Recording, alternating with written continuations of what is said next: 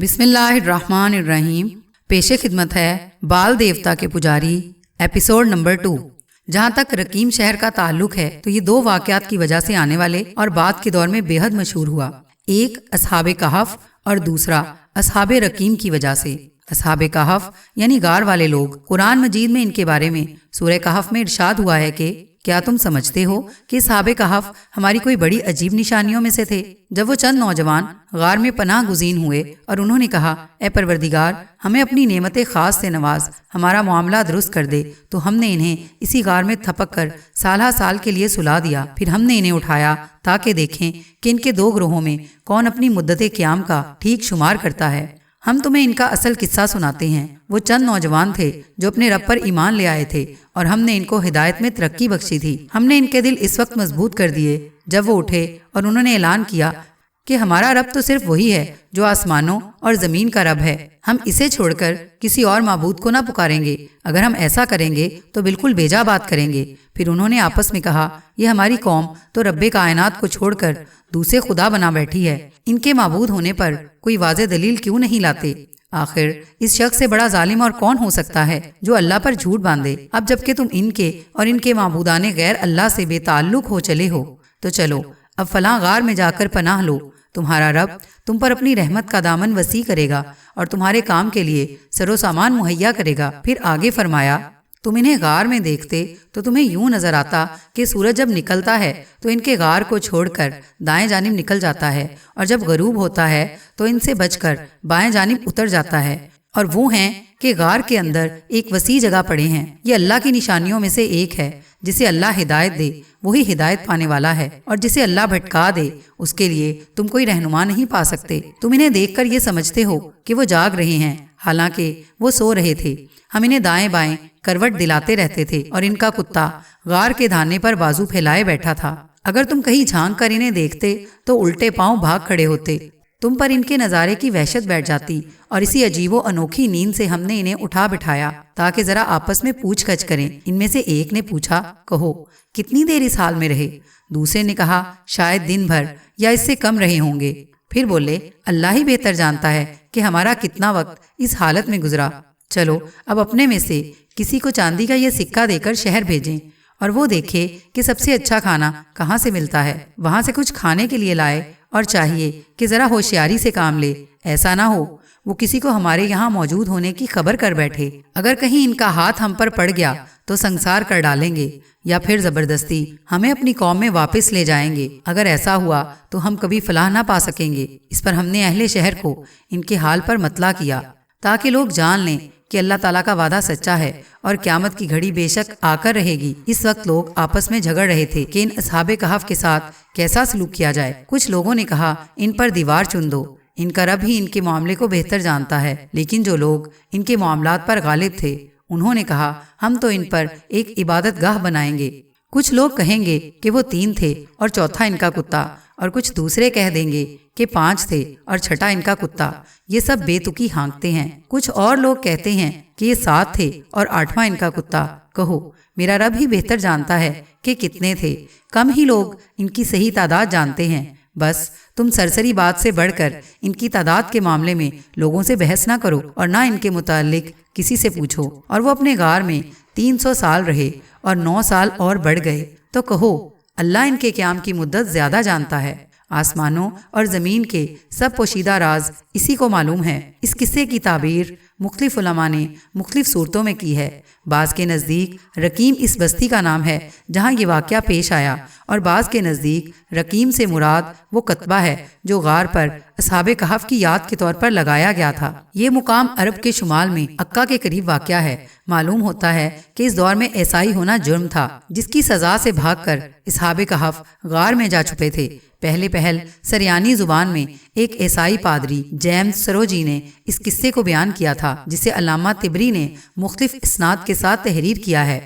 جس شہر کے ظلم سے تنگ آ کر وہ لوگ غار کی طرف آئے تھے، اس کا نام مفسرین نے افسوس لکھا ہے، جو ایشیائے کوچک کے مغربی ساحل کی اہم بندرگاہ تھی۔ اس دور میں وہاں دقیانوس بادشاہ حکمران تھا، جس نے 249 عیسوی سے 251 عیسوی تک رومنوں پر حکومت کی۔ پھر جس بادشاہ کے عہد میں اصحاب کہف جاگے، اس کا نام تھیوڈوسیس بیان کیا جاتا ہے، جو 408 عیسوی سے 450 عیسوی تک کیسر روم رہا۔ اصحاب کہف نے بیدار ہونے کے بعد جس ساتھی کو کھانا لانے کے لیے بھیجا، اس کا نام مفسرین نے یملیخا بتایا ہے۔ اس حساب سے اصحاب کہف کے غار میں رہنے کی مدت 169 سال بنتی ہے۔ جب اصحاب کہف کا ساتھی کھانا خریدنے شہر گیا تو وہاں کی دنیا بدل چکی تھی۔ زبان، تہذیب و تمدن، لباس، ہر شے میں تبدیلی آ چکی تھی۔ 200 برس پہلے کا یہ آدمی اپنے منفرد انداز کی بدولت تماشا بن گیا، اور جب اس نے قدیم سکہ پیش کیا تو لوگوں پر سارا راز کھلا۔ یہ خبر آنن فنن سارے شہر میں پھیل گئی اور لوگوں کا ہجوم غار پر پہنچ گیا۔ اب جو اصحاب کہف لیٹے تو ان کی روح پرواز کر گئی، چنانچہ لوگوں نے وہاں کتبہ لگا دیا۔ اصحاب کہف کی تعداد کتنی تھی اور وہ کتنے برس سوئے رہے، اس کے بارے میں کچھ اختلافات ہیں۔ بعض مفسرین کے نزدیک کیونکہ قرآن مجید میں آخری ذکر 7 کی تعداد کا ہے اور اسے رد نہیں کیا گیا، اس لیے اصحاب کہف کی تعداد 7 ہی تھی اور مدت خواب 309 برس تھی۔ البیرونی نے 300 شمسی اور 309 قمری سال بیان کیے ہیں۔ اہل کتاب نے اس مسئلے پر بہت بحث مباحثہ کیا تھا، اصحاب کہف کی تعداد کیا ہے اور کتنے برس سوتے رہے، مگر قرآن مجید نے ان باتوں کو سرسری کہا ہے اور واقعے کا اصل مدعا یہ ظاہر کیا ہے کہ نصیحت پکڑی جائے اور قیامت پر ایمان لایا جائے۔ تاہم قرآن مجید میں اس قصے میں کتبے یعنی رقیم کا اضافہ ہے جو مسیح روایات میں مذکور نہیں۔ اصحاب کہف کے واقعے کے متعلق یہودیوں نے حضور صلی اللہ علیہ وآلہ وسلم سے استفسار کیا تھا، اس لیے اس موقع پر سورہ کہف میں یہ واقعہ نازل کر دیا گیا۔ دوسرا واقعہ جس کی وجہ سے یہ شہر مشہور ہے وہ اصحاب الرقیم کا ہے۔ رقیم بقول مورخین عمان سے تقریباً 1 فرسنگ دور صحرا کے کنارے پر واقع ہے۔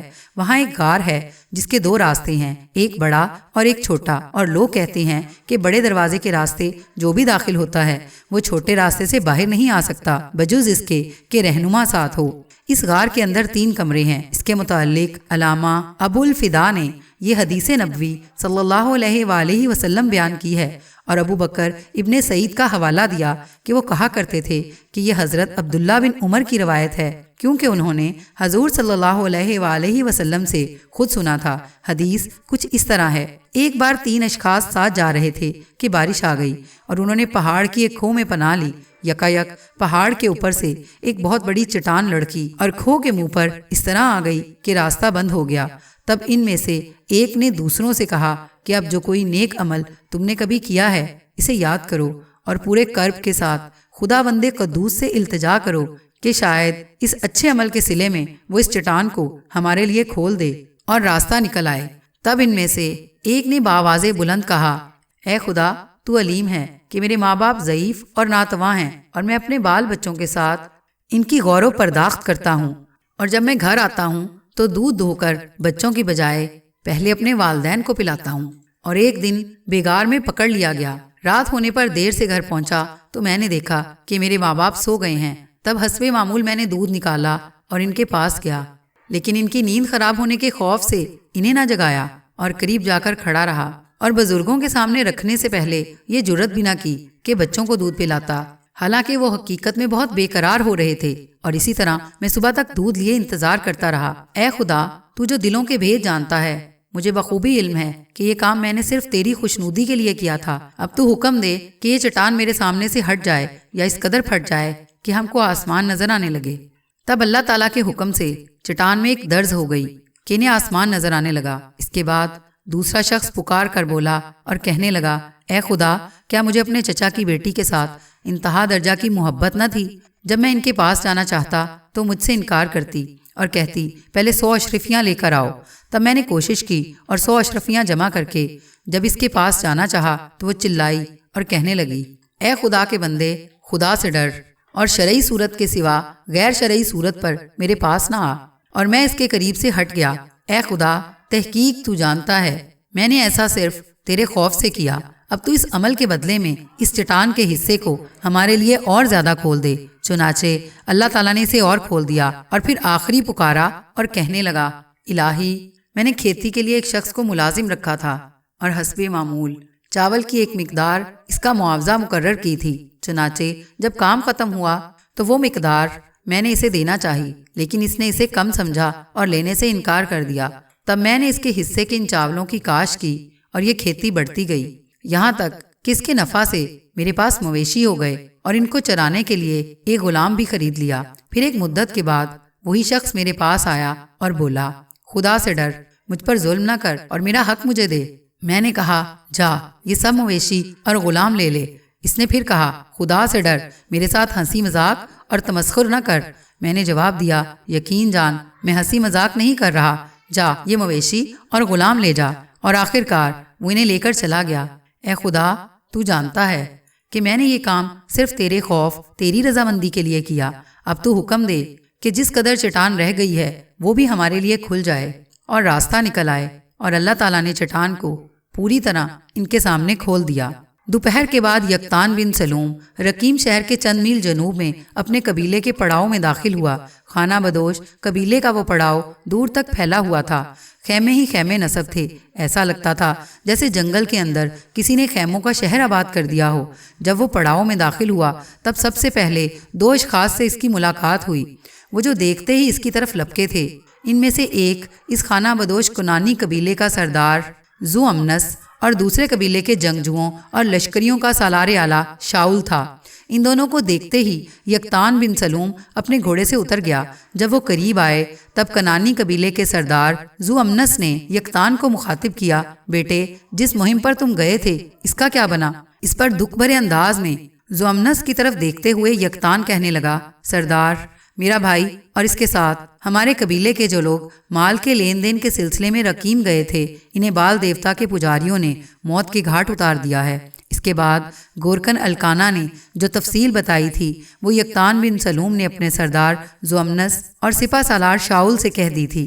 اس موقع پر جوش اور غضب میں شاؤل کا ہاتھ اپنی تلوار کے دستے پر چلا گیا اور کہنے لگا، اگر بال دیوتا کے پجاریوں نے تمہارے بھائی دوما بن سلوم اور ہمارے قبیلے کے دوسرے لوگوں کو قتل کیا ہے تو پھر ان پجاریوں کا ہم پتہ چلائیں گے، وہ کہیں بھی چلے جائیں، ہم انہیں زندہ نہیں رہنے دیں گے۔ ہمیں ان 3 افراد یعنی تینوں ماں بیٹی کا بھی شکریہ ادا کرنا چاہیے جو تمہارے بھائی دوما کو برف باری میں آگ کے الاؤ کے پاس لے کر گئے۔ اگر وہ بالبک شہر کی طرف گئے ہیں تو ہم بالبک میں ان سے ملیں گے، ان کا شکریہ ادا کریں گے، اور اگر وہ کسی سے پناہ لیتے پھرتے ہیں تو یقطان میرے عزیز بھائی، تمہیں اس کی اجازت ہے کہ تم انہیں اپنے ہاں پناہ دو، اس لیے کہ تمہارے بھائی پر انہوں نے احسان کیا۔ اس لحاظ سے وہ ہمارے سارے قبیلے کے محسن اور مربی ہیں۔ قبیلے کے لشکریوں کا سالار یہیں تک کہنے پایا تھا کہ ایک طرف سے ایک خاتون اور اس کے ساتھ 2 لڑکے بھاگتے ہوئے ان کی طرف آئے۔ خاتون یقطان بن سلوم کی ماں اوزال تھی اور اس کے ساتھ 2 لڑکے یقطان بن سلوم کے چھوٹے بھائی کوش بن سلوم اور انوس بن سلوم تھے۔ تینوں آ کر یقطان بن سلوم سے ملے، اس سے لپٹ گئے۔ پھر اس کی ماں اوزال نے اسے مخاطب کر کے پوچھا، میرے عزیز بیٹے دوما اور قبیلے کے دوسرے لوگوں کا کچھ پتہ چلا؟ اس پر مختصر سے الفاظ میں یقطان نے واقعے کی تفصیل کہہ دی تھی۔ اس پر اوزال بیچاری بری طرح رونے لگی تھی اور اپنی ماں کو دیکھتے ہوئے کوش اور انوس بھی رونے لگے تھے۔ اس موقع پر یقطان بن سلوم، شاؤل اور قبیلے کا سردار ذو امنس تینوں انہیں تسلی اور ڈھارس دینے لگے، یہاں تک کہ انہوں نے اپنے آپ کو سنبھالا۔ تب یقطان اپنی ماں اور دونوں بھائیوں کو اپنے خیمے کی طرف لے جا رہا تھا۔ اگلے روز خانہ بدوش قبیلے نے وہاں سے کوچ کیا تھا۔ اب اس کا رخ بالبک شہر کی طرف تھا۔ بالبک شہر کے نواح میں ایک روز حسین خوبصورت ایمن اپنے بھائی سلمون اور ماں دیسان کے ساتھ نکلی تھی۔ ایک کھلے میدان میں آنے کے بعد دیسان اس میدان کے ایک کونے میں ایک پتھر پر بیٹھ گئی، پھر اپنی بیٹی ایمن اور بیٹے سلمون کو مخاطب کر کے کہنے لگی، تم دونوں بہن بھائی میدان کے اندر گھڑ دوڑ کرو، میں بیٹھ کر دونوں بہن بھائی کو دیکھتی ہوں اور تم پر نگاہ رکھتی ہوں۔ چنانچہ دونوں بہن بھائی اپنے گھوڑوں پر سوار ہوئے۔ جس گھوڑے پر ایمن سوار ہوئی تھی وہ گھوڑا وہی تھا جو مرنے والے دوما بن سلوم کا تھا۔ کچھ دیر بعد وہ اس میدان کے اندر گھوڑوں کو دوڑاتے رہے، یہاں تک کہ جس گھوڑے پر ایمن سوار تھی وہ ہدکا، اس لیے کہ میدان کے کونے میں ایک نوجوان نمودار ہوا تھا اور وہ یقطان بن سلوم تھا۔ اس نے جب مخصوص آواز نکالی تب گھوڑا ہدکا اور اس کی طرف بھاگ کھڑا ہوا۔ ایمن نے گھوڑے کو بڑا سنبھالنے اور اپنی گرفت میں رکھنے کی کوشش کی، لیکن گھوڑا سرکش ہو چکا تھا، ہنہناتا، نتھنے پھڑپھڑاتا اور کنوتیاں بڑی تیزی تیزی سے تبدیل کرتا ہوا اس سمت سرپٹ دوڑا تھا، میدان کے جس طرف یقطان بن سلوم کھڑا تھا۔ یہ صورتحال دیکھتے ہوئے سلمون نے بھی اپنے گھوڑے کو ایڑ لگا کر ایمن کے پیچھے ڈال دیا تھا۔ دونوں کی ماں دیسان جو پتھر پر بیٹھی ہوئی تھی، جب اس نے یہ صورتحال دیکھی تو وہ بھی اٹھ کر اسی سمت بھاگی تھی۔ یقطان بن سلوم کے پاس جا کر گھوڑا رکا اور پھر بڑے پیار، بڑی محبت اور چاہت میں اپنا منہ یقطان بن سلوم کی چھاتی سے رگڑنے لگا۔ یقطان بن سلوم نے پہلے اس کے سر، اس کے منہ پر ہاتھ پھیرا، اس کی گردن تپتپائی۔ اس پر گھوڑا اور زیادہ اپنائیت کا اظہار کر رہا تھا۔ اس دوران ایمن گھوڑے پر بیٹھی بیٹھی عجیب سے انداز میں یقطان بن سلوم کی طرف دیکھے جا رہی تھی۔ اتنی دیر تک پیچھے سے سلمون بھی پہنچ گیا تھا، وہ بھی گھوڑے کی حرکات کو بڑی حیرت اور تعجب سے دیکھ رہا تھا، یہاں تک کہ دونوں کی ماں بھی وہاں آن پہنچی تھی۔ پھر ایمن گھوڑے سے اتر گئی اور اس کی طرف دیکھتے ہوئے سلمون بھی اتر گیا، یہاں تک کہ ایمن نے غور سے یقطان بن سلوم کی طرف دیکھتے ہوئے پوچھا، تم کون ہو، کہاں سے آئے ہو، اور یہ گھوڑا تمہاری طرف کیوں بھاگا ہے، تمہارا اس سے کیا تعلق ہے؟ اس موقع پر یقطان بن سلوم نے تینوں پر پہلے باری باری نگاہ ڈالی، پھر دیسان کی طرف دیکھتے ہوئے کہنے لگا، اگر میں غلطی پر نہیں تو آپ کا نام دیسان ہے، لڑکے کا نام سلمون، اور یہ لڑکی جو آپ کے ساتھ ہے اس کا نام ایمن ہے۔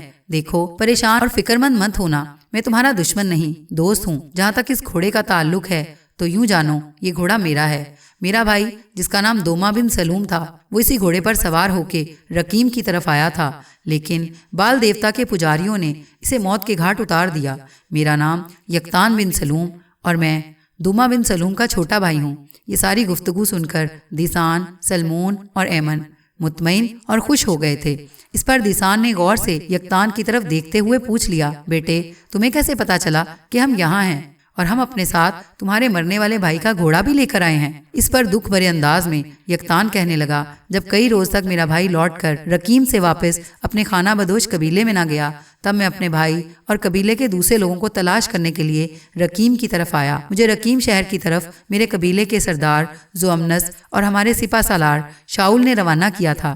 رقیم ہی میں میری ملاقات گورکن الکانا سے ہوئی، اسی نے مجھے میرے بھائی کے مرنے کے علاوہ تم تینوں سے متعلق تفصیل بتائی۔ ہاں، مجھے خوب یاد آیا، میرے پاس تم لوگوں کے نام الکانا کا ایک خط بھی ہے، ساتھ ہی اس نے طے کیا ہوا ایک کاغذ اپنے لباس کے اندر سے نکالا اور دیسان کی طرف بڑھایا۔ قبل اس کے دیسان وہ کاغذ لیتی، آگے بڑھ کر ایمن نے چھپٹنے کے انداز میں وہ کاغذ لے لیا، کھولا اور اسے پڑھا۔ اسے پڑھ کر اس کے چہرے پر مزید اطمینان اور خوشی بکھر گئی تھی۔ پھر وہ کاغذ اس نے دیسان کی طرف بڑھا دیا۔ دیسان اور سلمون دونوں وہ تحریر پڑھنے لگے تھے۔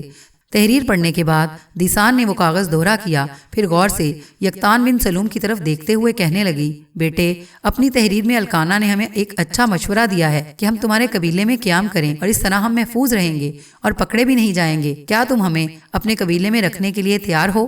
دیسان کے ان الفاظ کے جواب میں یقطان مسکراتے ہوئے کہنے لگا، یہ بھی کوئی پوچھنے کی بات ہے، ہمارا قبیلہ کوئی چھوٹا قبیلہ نہیں ہے، ہزاروں افراد پر مشتمل ہے اور ہزاروں ہی جنگجو اس کے محافظ ہیں۔ ہم انتہائی شمال سے انتہائی جنوب کی طرف سفر کرتے ہیں، ایک شہر سے مال خرید کر دوسرے شہر میں فروخت کرتے ہیں اور اسی طرح اپنی گزر بسر کرتے ہیں، لیکن بالبک شہر کی رہائش سے اٹھ کر میرے قبیلے کی طرف جانے سے پہلے جو میرے قبیلے میں رہنے کی تکالیف ہیں وہ میں تم لوگوں پر ظاہر کر دوں۔ اگر تم تینوں ماں، بیٹی اور بیٹا وہ ناآسودگیاں اور تکالیف برداشت کر سکتے ہو تو میں تم لوگوں کو اپنے قبیلے میں خوش آمدید کہوں گا۔ یہاں تک کہنے کے بعد یقطان بن سلوم رکا، پھر کہنے لگا، پہلی بات جو میں کہنا چاہتا ہوں وہ یہ ہے کہ ہمارا قبیلہ خانہ بدوش ہے، ہم نے کہیں بھی اپنی مستقل رہائش نہیں رکھی ہوئی۔ میں نے جیسا کہ پہلے ہی کہا ہے کہ ہم انتہائی شمال سے مصر کی سرزمینوں تک سفر کرتے ہیں اور مال کا لین دین کرتے ہیں، اور اس سارے سفر کے دوران ہمارے سارے لوگ خیموں کے اندر رہتے ہیں۔ دوسری بات یہ کہ آپ تینوں مسحریوں پر سونے کے عادی ہوں گے، جبکہ ہمارے ہاں لوگ اپنے اپنے خیمے میں زمین پر سوتے ہیں۔ یقطان بن سلوم مزید کچھ کہنا چاہتا تھا کہ اس کی بات کاٹتے ہوئے ایمن بول پڑی، آپ کو مزید کہنے کی ضرورت نہیں ہے، ہم خیمے کی زندگی کو بھی پسند کریں گے اور زمین پر سونے کو بھی اپنے لیے سعادت خیال کریں گے۔ پہلے یہ بتائیے کہ کیا ہم آپ کے قبیلے میں محفوظ ہوں گے؟